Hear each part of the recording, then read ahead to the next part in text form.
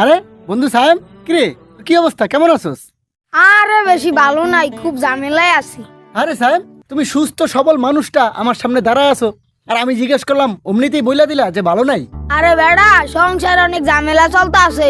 আমার ঠান্ডা কাশি, ওইদিকে তোর ভাবিরও জ্বর। আরে বন্ধু, তাতে কি হয়েছে? তুমি তো অনেক ভালোই আছো মাশাল্লাহ। তুমি একবার পঙ্গু হাসপাতালের কথা চিন্তা করো তো। পঙ্গু হাসপাতালে গেলে দেখবা কারো হাত নাই, কারো পা নাই, কারো আবার পা আছে, পায়ের মধ্যে রড ঢুকানো।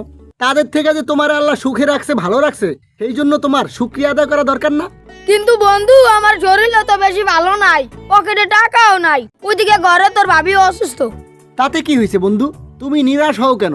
তোমাকে যে আল্লাহ সুস্থ রাখছে, ভালো রাখছে, সেই জন্য তো তোমার শুকরিয়া আদায় করা দরকার। কি কাজ বন্ধু, তাও শুকরিয়া আদায় করবো?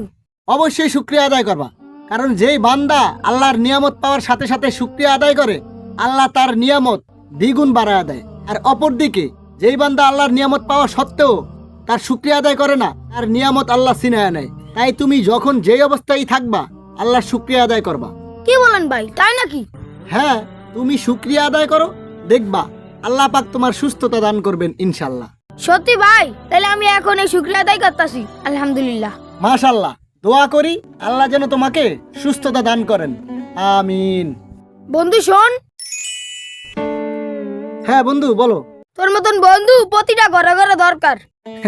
ঠিক আছে বন্ধু। আচ্ছা বন্ধু, ভালো থাকিস।